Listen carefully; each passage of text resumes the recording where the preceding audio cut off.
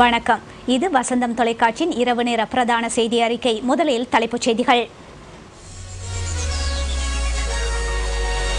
தாயகத்தின் அமைதியை பொறுக்காத சக்திகள் இறைமைக்கு எதிராக செயற்படுவதாக அமைச்சர் பெசில் டிஎம்விபி தேசிய மாநாட்டில் குற்றச்சாட்டு. நாட்டுக்கும் படைவீரர்களுக்கும் இழுக்கு ஏற்படுத்தும் சேனல் 4 அலைவரிசையின் ஆதாரமற்ற சூழ்ச்சிகள் அம்பலம். நாட்டுக்கு எதிரான சக்திகளை தோற்கடிப்பதற்காக மக்கள் அணிதிரளவும். விசேட பிரார்த்தனை மற்றும் அதிர்ஷ்டான பூஜை நாளை கொழும்பில். கொழும்பு மாத்தறை கடுகதி பாதையின் காலி முதல் அலுத்கம வரையிலான ரயில் பாதை நாளை முதல் போக்குவரத்திற்கு தயார். அனுராதபுரம் மாவட்டத்தில் அரசின் நெற்கொள்வனவு திட்டம் வெற்றிகரமாக முன்னெடுப்பு. கைது செய்யப்பட்ட கடாஃபியின் புலனாய்வு பிரிவு தலைவரை தம்மிடம் ஒப்படைக்குமாறு லிபிய இடைக்கால அரசாங்கம் கோரிக்கை. இனி விரிவான செய்திகள். முதலில் உள்நாட்டு செய்திகள். கிழக்கு மாகாண தமிழ் மக்களின் உரிமைகளையும் வாழ்வையும் அளித்தோர் இன்று தமிழ் மக்களின் உரிமைக்காக ஜெனீவா செல்வது நகைப்புக்கிடமானது என அமைச்சர் பெசில் ராஜபக்ஷ தெரிவித்துள்ளார்.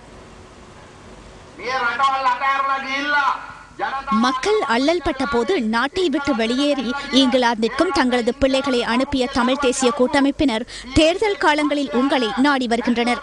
கிழக்கு மாகாணத்தில் உள்ள மக்கள் தொடர்பாக அவர்களுக்கு எதுவித அக்கறையும் இல்லை. கிழக்கு மாகாணம் அபிவிருத்தி அடைந்தாலும் அபிவிருத்தி அடையாவிட்டாலும் அவர்களுக்கு கவலை இல்லை. தமிழ் தேசிய கூட்டமைப்பு தேர்தல் காலங்களில் இனவாதத்தை தோண்டி மீண்டும் இந்நாட்டில் பிரச்சனையை ஏற்படுத்த முனைகிறார்கள். அவ்வாறு அவர்கள் செய்வார்களாயின் அதற்கு எதிராக மக்களை அணிதிரட்டுவது உங்களது பொறுப்பு.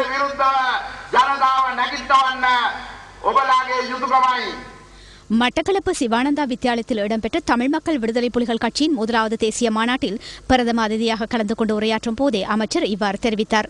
அன்று கிழக்கு மாகாண மக்களின் உரிமை தொடர்பாக குரல் எழுப்பிய தமிழ் மக்கள் விடுதலை புலிகள் கட்சியின் உறுப்பினர்கள் உள்ளிட்ட 2000க்கும் மேற்பட்டோர் மரணமடைவதற்கு எல்டிடி செயற்பட்ட விதம் தொடர்பாகவும் அமைச்சர் இங்கு சுட்டிக்காட்டினார். கடந்த காலங்களில் பயங்கரவாதம் சார்பாக முன்னின்று உழைத்த ஒரு சிலர் தமிழ் மக்கள் விடுதலை புலிகள் கட்சி ஊடாக தற்போது கிழக்கின் அபிவிருத்தியில் நேரடி பங்களிப்பு செய்து வருகின்றனர். பாதுகாப்பு தரப்பினரின் பாதுகாப்பில் இருந்த தமிழ் தேசிய கூட்டமைப்பின் ஒரு சிலர் நாட்டுக்கும் மக்களுக்கும் எதிராக ஜெனீவா சூழ்ச்சியில் பங்காளிகளாக செயற்பட்டு வருவதாகவும் அமைச்சர் பெசில் ராஜபக்ஷ சுட்டிக்காட்டினார்.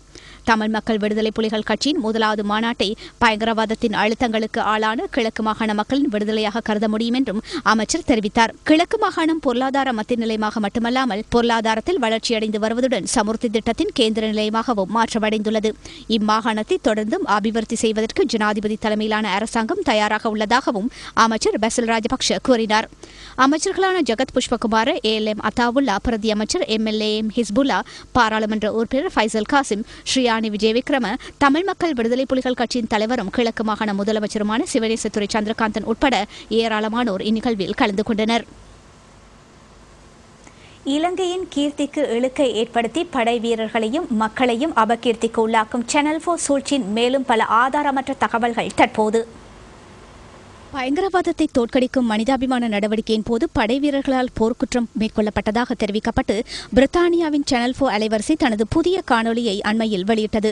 கடந்த 30 வருடங்களாக ஆயிரக்கணக்கிலான அப்பாவி மக்களை பலிகொண்ட பிரபாகரனதும் அவரது பயங்கரவாத செயல்களினதும் மிலேச்சத்தனம் தொடர்பாக எவ்வித விடயங்களையும் வெளியிடாத சேனல் 4 பாதுகாப்பு படையினர் வடக்கின் ராணுவ நடவடிக்கை மூலம் மக்களை கொலை செய்து போர்க்குற்றம் புரிந்ததாக காட்டும் முயற்சியில் இறங்கியுள்ளது. இறுதிக்கட்ட மனிதாபிமான நடவடிக்கையின் போது சேனல் 4 அலைவரிசை யுத்தத்தில் இறந்தோரின் எண்ணிக்கையை அதிகரித்து காட்ட முயன்று கடந்த முறை தோல்வியை தழுவியது. அதேபோன்று இம்முறையும் சேனல் 4 அலைவரிசை தனது முயற்சியை முன்னெடுத்துள்ளது. இம்முறை தனது காணொலியில் சேனல் 4 அலைவரிசை இறுதி மனிதாபிமான நடவடிக்கையின் போது இறந்தோரின் எண்ணிக்கை 40,000 பேராக இருக்கும் என ஐக்கிய நாடுகள் அமைப்பு தெரிவித்துள்ளதாக சுட்டிக்காட்டியுள்ளது. அத்தொகை அதனிலும் பார்க்க அதிகமாக இருக்கலாம் என வேறு தரப்புகள் தெரிவிப்பதாகவும் சேனல் 4 அறிவித்துள்ளது. அத்தரப்பு யார் என சேனல் 4 வெளிப்படுத்தவில்லை. இலங்கையில் தற்போது நிலவும் யதார்த்தத்தை நவீன விஞ்ஞான தொழில்நுட்பத்தின் மூலம் சர்வதேசத்திற்கு சேனல் 4 மறைக்க முயல்வது இக்கூற்றின் மூலம் அம்பலமாகியுள்ளது. குடிசன மதிப்பீட்டு புள்ளி விபர திணைக்களம் நவீன முறைமைகளை பயன்படுத்தி அண்மையில் வடக்கில் மதிப்பீடுகளை மேற்கொண்டது. அதன் மூலம் உண்மையான புள்ளி விவரங்கள் சர்வதேசத்திற்கு அறிவிக்கப்பட்டுள்ளன. புள்ளி விபர திணைக்களத்தின் அண்மைய அறிக்கைகளின்படி 2005 ஆண்டு முதல் 2009 ஆண்டு வரை வடக்கில் மரணமடைந்தோரின் எண்ணிக்கை 22,329 பேர் மட்டுமே. இதில் 2009 ஆண்டு 11,172 பேர் மரணமடைந்துள்ளனர். இதில் 2009ஆம் ஆண்டு 2523 பேர் இயற்கை மரணத்தை தழுவியுள்ளனர். அதாவது நோய் மற்றும் தொற்று நோய்கள் காரணமாக இவர்கள் மரணமடைந்துள்ளனர். 7934 பேர் வேறு காரணங்களினால் மரணத்தை தழுவியுள்ளனர். அதாவது பயங்கரவாத செயற்பாடுகள், திடீர் விபத்துக்கள் ஆகியன காரணமாகவே இந்த மரணங்கள் சம்பவித்துள்ளன. இதன் மூலம் புலனாவது என்னவெனில், இந்த 7934 பேரில் யுத்தம் மற்றும் வேறு காரணங்களில் மரணமடைந்தோர் உள்ளடக்கப்பட்டுள்ளமையாகும். அதாவது மனிதாபிமான நடவடிக்கையின் இறுதிக்கட்டத்தின் போது இறந்தோரின் எண்ணிக்கையானது சேனல் 4 அலைவரிசை சர்வதேசத்திற்கு பகிரங்கப்படுத்த முடியும் தொகையில் 5 1 பங்கிற்கும் குறைவான தொகையாகும். தற்போது இலங்கை அரசாங்கத்தினால் சர்வதேசத்திற்கு வெளிப்படுத்தப்பட்டுள்ள இந்த நவீன மற்றும் கிரமமான மதிப்பீட்டு அறிக்கை தொடர்பாக சேனல் 4 தனது அண்மைய காணொலியில் எதனையும் தெரிவிக்கவில்லை. இது தங்களது குறுகிய நிகழ்ச்சி நிரலுக்கு குந்தகத்தை ஏற்படுத்தும் என்பதனால் அவ்வாறு செய்யவில்லை என்பதை உணர்ந்து கொள்ள முடியும். அடிப்படையற்ற தகவல்களை முன்வைத்து சேனல் 4 அலைவரிசையினால் ஒளிபரப்பப்படும் நிகழ்ச்சிகள் மூலம் படை வீரர்கள், தாயகம் மற்றும் மக்கள் தொடர்பாக சர்வதேச சமூகத்திற்கு மத்தியில் ஒரு பழிவாங்கும் உணர்ச்சியை ஏற்படுத்துவதை நோக்கமென திட்ட தெளிவாக புலனாகின்றது. இதன் மூலம் புலிகளுக்கு சாதகமான சூழ்நிலையை உருவாக்குவதே சேனல் 4வின் நோக்கமாகும். இந்நாட்டின் சிங்கள, தமிழ், முஸ்லிம் மக்கள் மட்டுமல்ல, இறுதி மனிதாபிமான நடவடிக்கையின் போது பாதுகாப்பு படையினரிடம் சரணடைந்து தற்போது பல்வேறு வசதி வாய்ப்புகளுடன் வாழ்க்கையை அனுபவித்து வரும் தமிழ்ச்செல்வனின் மனைவி உள்ளிட்ட முன்னாள் LTT உறுப்பினர்களின் ஆதரவாளர்களும் தாயகம் வென்றெடுத்துள்ள சமாதானத்தை பழிவாங்கும் உணர்ச்சி கொண்ட மனப்போக்குடன் அதற்கு குந்தகம் ஏற்படுத்த வேண்டாம் என சேனல் 4விடம் வேண்டுகோள் விடுத்துள்ளனர். சேனல் 4 அலைவரிசையின் சந்தர்ப்பவாத முயற்சி தொடர்பாக மீண்டும் ஒருமுறை அவ்வலைவரிசை சிந்திக்க வேண்டும் என்ற நோக்கத்திலேயே அவர்கள் இந்த வேண்டுகோளை விடுத்துள்ளனர். திருப்பி ஒரு அமைப்பு தேவையில்லை. அதாவது இந்த ஒரு அமைப்பொண்டு இருந்து இவ்வளவு காலமும் பட்ட கஷ்டம் காணும் சனம் உங்களுக்கு பாக்கிக்க சனம் படிக்கிற கண்ணீரா தெரியலாம். அதாவது ஒவ்வொரு துளியும் ரத்தம். இன்றைக்கு ஆமி சும்மா தானே விட்டுருக்கு அவனை வேலை செய்ய சொல்லி படிப்பிச்சு போட்டு. ஏதோ எல்லாருக்கும் கொடுக்குறான். கவர்மெண்ட் புனர்வாழ்வு கொடுத்துட்டு விடுது. இன்றைக்கு எதிரியா நின்று பார்த்தவன்ட்டு ஒரு பிரச்சனையும் இல்லை. நீங்கள் பால் பிடிச்ச நீங்கள் இன்றைக்கு மாறி நிற்கிறீங்க. அந்த நேரம் மாலை போய் போடுறதுக்கு நின்ற நீங்களும் இதுக்கு போய் நின்ற நீங்களும் இன்றைக்கு தூக்கி எறிஞ்சிட்டு நிற்கிறீங்களே. நீங்கள் மாலை போட வேண்டாம். அவனை சாதாரண ஒரு அளவுக்கு பேரியை கொடுத்து அவனை சாதாரண மனுஷனாக்குங்க. அவன் சாதாரண சூழலுக்கு வரட்டுக்க. என்று அவன் நாளைக்கு இதற்கு பிறகு அவன் நாளைக்கு நாட்டுக்கு வேலை செய்வான். சர்வதேச சூழ்ச்சிகளுக்கு தாயகத்தை பலிகடாவாக்குவதற்காக டாலருக்கு அடிமைப்பட்டு சர்வதேசத்தில் இருந்து கொண்டு குரல் எழுப்பும் LTT ஆதரவு ஊடக செயற்பாடுகள் தொடர்பான தகவல்கள் வெளிவந்த வண்ணமுள்ளன. LTTக்காக சேனல் 4 அலைவரிசையூடாக குரல் எழுப்பி வரும் ரோஹித பாஷன அபேவர்தன தொடர்பாக இன்று அம்பலப்படுத்துகின்றோம். இலங்கையில் பல்வேறு பத்திரிகைகளில் 90ஆம் ஆண்டுகளின் ஆரம்ப பகுதியில் பணியாற்றிய ரோஹித பாஷன அபேவர்தன தற்போது தாயகத்தை காட்டிக் கொடுத்து ஐரோப்பாவில் தஞ்சமடைந்து புலம்பெயர்ந்தோரின் நிதி உதவியில் வாழ்ந்து வருகின்றார். ஐரோப்பாவில் தஞ்சமடைந்து தமிழ் புலம்பெயர்ந்தோரின் நிதி உதவியில் வாழ்ந்து வருகின்றார். அண்மையில் வெளியான சேனல் 4 அலைவரிசையின் புதிய காணொலியிலும் இலங்கையை அபகீர்த்திக்கு உள்ளாக்கும் செயற்பாடுகளிலும் அவர் ஈடுபட்டுள்ளார். சேனல் 4 காணொலியில் தோன்றும் ரோஹித் இலங்கையில் உண்மை பேசுவதற்கு எந்த ஒருவருக்கும் வாய்ப்பு இல்லை என தெரிவித்துள்ளார். உண்மை பேசினால் மரணம் நிச்சயம் என்றும் ஊடகவியலாளர்கள் பலருக்கு இதன் பிரகாரம் மரணம் உரித்தாகியுள்ளதாகவும் அவர் சேனல் 4 காணொலியில் தெரிவித்துள்ளார்.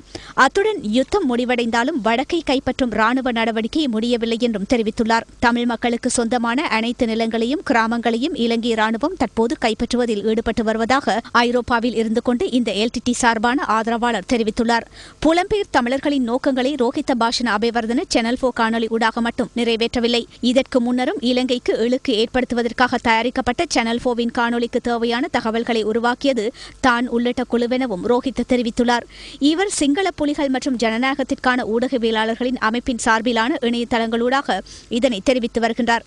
சிங்கள புலி எனும் பெயரில் செயலாற்றி வரும் ரோஹித பாஷன உள்ளிட்ட குழுவினர் மனிதாபிமான நடவடிக்கை தொடர்பாக குற்றச்சாட்டுகள் எழுப்பப்பட்ட போது இதுபோன்று தனிநாட்டை பெற்றுக் கொடுப்பதற்காக குரல் எழுப்பி வந்தமை குறிப்பிடத்தக்கது. கிழக்கு மாகாணம் கைப்பற்றப்பட்டதன் பின்னர் ராணுவத்தின் வெற்றியை பாதிக்கும் வகையில் பத்திரிகைகளில் எழுதி வந்த ரோஹித பாஷன ராணுவம் வடக்கையும் மீட்டு மக்கள் மகிழ்ச்சியை அடையும் நேரத்தில் அதனை பாதிக்கும் வகையிலும் செயற்பட்டார். புலம்பெயர் தமிழர்கள் சார்பில் பல வருடங்களாக பகிரங்கமாக செயற்பட்டு வரும் ரோஹித பாஷன அதற்காக சிங்கள புலி அமைப்பு மற்றும் பூகோள சமாதான குழு உள்ளிட்ட பல்வேறு அமைப்புகள் மற்றும் இணையதளங்களூடாக LTTக்கு ஆதரவாக செயற்பட்டு வருகின்றார்.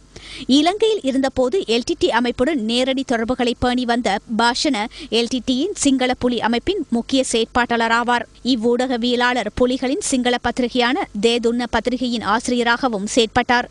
அரசியல் தஞ்சம் கோரி தற்போது ஜெர்மனியில் மறைந்து வாழும் ரோஹித பாஷன சுனந்த தேசப்பிரிய மற்றும் ஜெனீவாவில் உள்ள பாக்கி சொதி சரவணமுத்து ஆகியோருடன் இணைந்து நேரடி தொடர்புகளை பேணுவதுடன் இலங்கைக்கு எதிரான செயற்பாடுகளிலும் ஈடுபட்டு வருவதாக ஜெனீவா வட்டாரங்கள் தெரிவிக்கின்றன.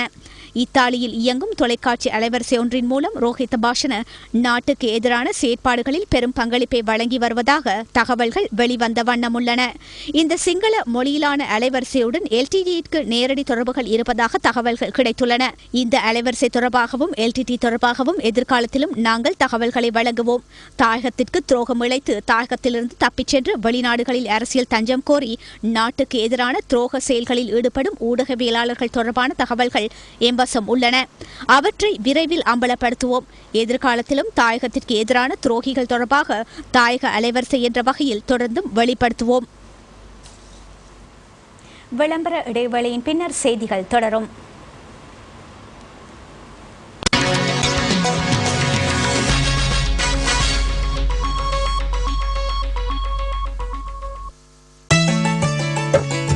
මලින් මලට මී බඹරුන් මත් වී ගිලෙත දුරින් දුරට හින හින රසුදෙල් හැඩ වෙත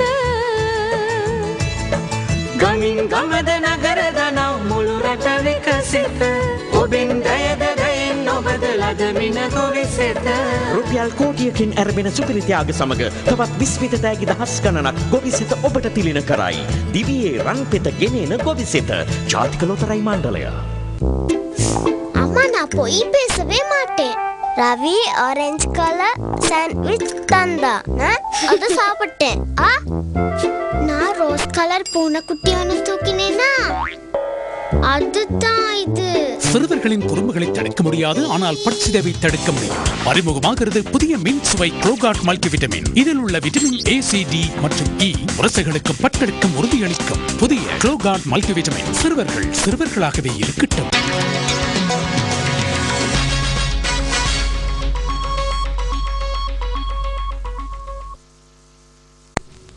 செய்திகள் தொடர்கின்றன. தாயகத்திற்கு எதிராக தேவையற்ற சர்வதேச சூழ்ச்சிகளுக்கு எதிர்ப்பு தெரிவித்து ஹாங்காங் வாழ் இலங்கையர்கள் பாரிய ஆர்ப்பாட்டங்களில் ஈடுபட்டுள்ளனர்.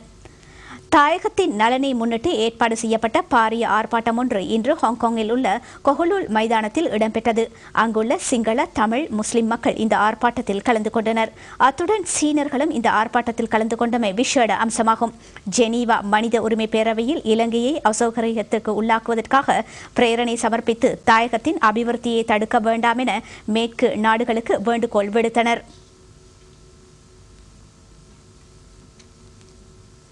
நாட்டுக்கு எதிராக வெளிநாடுகளில் மேற்கொள்ளப்பட்டு வரும் ஊடக பிரச்சாரங்களுக்கு எதிர்ப்பு தெரிவித்து இலங்கை ஊடகவியலாளர்கள் அணிதிரண்டு வருகின்றனர். தாயகத்திற்கு எதிராக வெளிநாடுகளில் மேற்கொள்ளப்பட்டு வரும் ஊடக செயற்பாடுகளுக்கு எதிர்ப்பு தெரிவிக்கும் முகமாக பாரிய ஆர்ப்பாட்டம் ஒன்று கோட்டை ரயில் நிலையத்தின் முன்னால் நாளை மறுதினம் இடம்பெறவுள்ளது. இலங்கை ஊடகவியலாளர்களின் எதிர்ப்பை வெளிக்காட்டும் ஊடகவியலாளர் கைகோர்ப்பு செவ்வாய்க்கிழமை மாலை 4 மணிக்கு நடைபெறவுள்ளது. நாட்டுப்பற்றுள்ள அனைத்து ஊடகவியலாளர்களும் இதில் கலந்து கொள்ளுமாறு அழைப்பு விடுக்கப்பட்டுள்ளது. தாயகத்திற்கு எதிரான அனைத்து சக்திகளையும் தோல்வி அடைய செய்து ஐக்கியமிக்க நாடொன்றை கட்டி எழுப்புவதற்கான அபிமானமிக்க நாடொன்றுக்காக அனைவரும் அணிதிரளும் விசேட பிரார்த்தனை மற்றும் பூஜை வழிபாடுகள் நாளை கொழும்பில் நடைபெறவுள்ளன. தாயகத்தின் சுதந்திரத்தை காக்கும் இயக்கத்தின் ஏற்பாட்டில் நடைபெறவுள்ள இந்த விசேட பிரார்த்தனை மற்றும் பூஜை வழிபாடுகள் நாளை கொழும்பு மாநகர சபை திடலில் பிற்பகல் 4 மணிக்கு ஆரம்பமாகின்றது. அடிப்படையற்ற அனைத்து குறுகிய சூழ்ச்சிகளையும் தோல்வி அடைய செய்து தாயகத்திற்கு வெற்றி கிடைப்பதற்காக பிரார்த்திக்கும் சர்வமத தலைவர்கள் மற்றும் ஆயிரக்கணக்கான மக்கள் இந்த நிகழ்வில் கலந்து கொள்கின்றனர். சுயாதீன தொலைக்காட்சி ஊடக வலையமைப்பு இதனை நேரடியாக ஒளிபரப்பவுள்ளது. கொழும்பு மாத்தறை அதிவேக ரயில்பாதை தொகுதியின் காலி முதல் அலுத்கம வரையிலான ரயில்பாதை நாளை போக்குவரத்திற்காக ஆரம்பித்து வைக்கப்படவுள்ளது. காலி முதல் அலுத்கம வரை 54 கிலோமீட்டர் தூரம் கொண்ட அதிவேக ரயில் பாதை நாளை முதல் போக்குவரத்திற்காக திறந்து வைக்கப்படும். மணிக்கு 100 கிலோமீட்டர் வேகத்தில் பயணம் செய்யக்கூடிய விதத்தில் இப்பாதை நவீனமயப்படுத்தப்பட்டுள்ளது.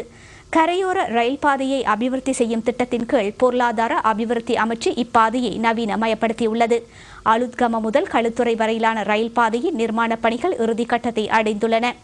காலியிலிருந்து அலுத்கம வரையிலான முதலாவது அதிவேக ரயில் நாளை அதிகாலை 4:15க்கு காலியிலிருந்தும் ருகுணுகுமாரி அதிகாலை 5:20க்கு மாத்திரையிலிருந்தும் பயணத்தை ஆரம்பிக்க உள்ளன. அனுராதபுரம் மாவட்டத்தில் நெற்கொள்வனவு நடவடிக்கைகள் வெற்றிகரமாக இடம்பெறுகின்றன. 25 மத்திய நிலையங்களில் நெற்கொள்வனவு தொடர்ந்தும் இடம்பெறுவதாக நெற் சந்தைப்படுத்தும் சபை தெரிவித்துள்ளது. அரசாங்கத்தின் பெரும்போக நெற்கொள்வனவு நடவடிக்கைகள் நெற் சந்தைப்படுத்தும் சபையின் பிரதேச முகவர்களின் மேற்பார்வையில் வெற்றிகரமாக இடம்பெறுகின்றது. அனுராதபுரம் மாவட்டத்தில் 25 மத்திய நிலையங்களில் நெற்கொள்வனவு தற்போது வெற்றிகரமாக இடம்பெறுகின்றது. 2000 மெட்ரிக் டன்னுக்கும் மேற்பட்ட நெல் தற்போது கொள்வனவு செய்யப்பட்டுள்ளதாக நெற் சந்தைப்படுத்தும் சபை தெரிவித்துள்ளது. அனுராதபுரம் மாவட்டத்தின் நெற்கொள்வனவு பணிகளை அவதானிப்பதற்காக அமைச்சர் SM சந்திரசேன இம்மாவட்டத்திற்கு விஜயம் மேற்கொண்டார். அதிகளவு நெற்கொள்வனவு இடம்பெறும் கஹடகஸ்தெலிய ஹொரவுபத்தான ரம்பேவ நெற்களஞ்சிய சாலைகளை அமைச்சர் பார்வையிட்டார். மட்டக்களப்பு கல்குடா கிராமத்தில் மேல்குடியேற்ற அமைச்சின் நிதி உதவியில் புனரமைக்கப்பட்ட 274 வீடுகள் மக்களிடம் கையளிக்கப்பட்டன. சுனாமி அனர்த்தத்தினால் பாதிக்கப்பட்ட இக்குடும்பங்களுக்கு மீள்குடியேற்ற அமைச்சின் 1 கோடி ரூபாய் நிதியில் வீடமைப்பு அதிகார சபையின் மேற்பார்வையில் இவ்வீடுகள் புனர் நிர்மாணம் செய்யப்பட்டுள்ளன. யுத்தம் மற்றும் இயற்கை அனர்த்தங்களினால் பாதிக்கப்பட்ட மக்களின் தற்போதைய நிம்மதியான வாழ்க்கைக்கு வழிவகுத்தவர் ஜனாதிபதி மஹிந்த ராஜபக்ஷவென இங்கு உரையாற்றிய பிரதி அமைச்சர் விநாயகமூர்த்தி முரளிதரன் தெரிவித்தார். எல்லாம் இழந்து இன்று நாங்கள் ஒரு நிம்மதியான வாழ்க்கைக்கு இருக்கிறோம். பழைய வாழ்க்கைகள் மறந்துவிடக்கூடியதல்ல. இருந்தாலும் ஒரு நிரந்தர சமாதானத்தை நோக்கி நம்மளோட பயணம் இருக்கும். அதற்காகத்தான் இன்றைக்கு இந்த மாற்றத்தை நான் உங்களுக்கு கொண்டு வந்து இந்த யுத்தத்தை நிறுத்தி இன்றைக்கு நாங்கள்லாம் சந்தோஷமா இருக்கிறோம். யுத்தம் பண்ணுறது முடிஞ்சு. எல்லாருக்கும் உழைப்பு தான். எல்லாரும் உழைப்பு இல்லாத ஒருவரும் இல்லை. நான் என் சொந்த அண்ணன் இழந்திருக்கேன் யுத்தத்தில். ஒரே ஒரு எண்ணம் தான். அதே மாதிரி நீங்களும் கூட்டு இழந்திருக்கேன். திரும்ப அதை காய்ச்சி நாங்கள் காலம் முழுக்க இன்னும் அழிஞ்சு போயிடலாம். அதுக்கு இன்றைக்கு நாங்கள் உண்மையிலே நன்றி செலுத்த கடமைப்பட்டிருக்கோம். எங்களுடைய மதிப்புக்குரிய ஜனாதிபதி மஹிந்த ராஜபக்ஷ அவர்கள் என்னதான் இருந்தாலும் இன்று வடகிழக்கு பிரதேசத்துக்கு பாரிய அளவில் நிதியை ஒதுக்கி தந்து பல திட்டங்களை செய்துவார். வாழைச்சேனை பிரதேச செயலாளர் S கிரிதரன் தலைமையில் இடம்பெற்ற நிகழ்வில் மீள்குடியேற்ற அமைச்சர் குணரத்ன வீரகோன், வீடமைப்பு அதிகார சபையின் மட்டக்களப்பு மாவட்ட முகாமையாளர் ஜெகநாதன், மீள்குடியேற்ற அமைச்சின் செயலாளர் M பந்துசேன, ஸ்ரீலங்கா சுதந்திர கட்சியின் மட்டக்களப்பு மாவட்ட மகளிர் அணி தலைவி உறுதினமலர் ஞானபாஸ்கரன், மீள்குடியேற்ற பிரதி அமைச்சின் இணைப்பு செயலாளர் P ரவீந்திரன் ஆகியோர் கலந்து கொண்டனர். கொழும்பு நூதன சாலையில் புராதன பொருட்கள் கொள்ளை போன சம்பவம் தொடர்பாக 20க்கும் மேற்பட்டோரிடம் வாக்குமூலங்கள் பெறப்பட்டுள்ளன. இக்கொள்ளை சம்பவம் தொடர்பாக தொடர்ந்தும் விசாரணை இடம்பெறுவதாக போலீஸ் ஊடக பேச்சாளரும் போலீஸ் அத்தியட்சகருமான அஜித் ரோஹண தெரிவித்தார். நேற்று கொழும்பு நூதன சாலையில் இடம்பெற்ற கொள்ளை சம்பவம் தொடர்பாக குற்றப்புலனாய்வு போலீசார் பல கோணங்களில் விசாரணைகளை மேற்கொண்டுள்ளனர். 20க்கும் மேற்பட்டோரிடமிருந்து சாட்சியங்கள் இதுவரை பதிவு செய்யப்பட்டுள்ளன. மோப்ப நாய்கள் மற்றும் கைரேகை நிபுணர்கள் விசாரணைக்காக அழைக்கப்பட்டனர். அத்துடன் இச்சம்பவம் தொடர்பாக நாங்கள் நவீன தொழில்நுட்பத்தையும் மரபணு தொழில்நுட்பத்தையும் பயன்படுத்த உள்ளோம். விரைவில் விசாரணையை வெற்றிகரமாக நிறைவு செய்து குற்றவாளிகளை கைது செய்ய வேண்டும் என்பதே எமது நோக்கமாகும். நாட்டின் சில பாகங்களில் இடம்பெற்ற நூல் வெளியீடுகள் பற்றிய தொகுப்பு.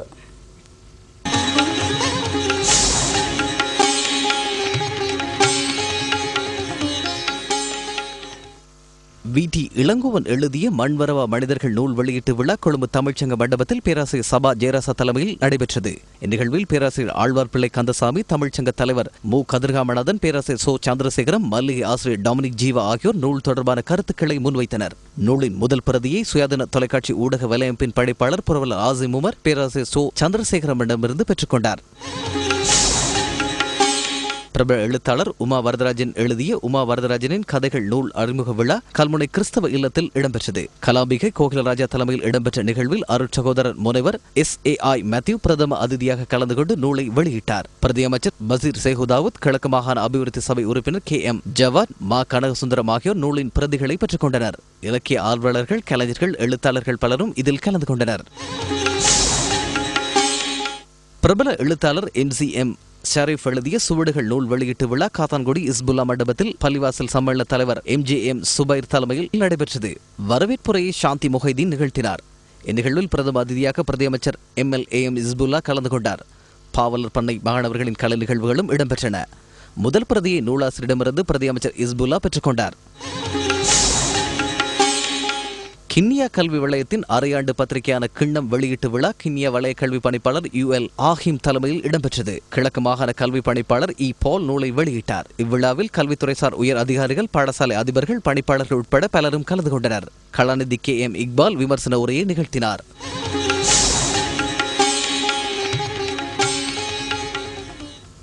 பயங்கரவாதிகளினால் மறைத்து வைக்கப்பட்டிருந்த ஒரு தொகை ஆயுதங்கள் முல்லைத்தீவு பிரதேசத்தில் கண்டுபிடிக்கப்பட்டுள்ளன.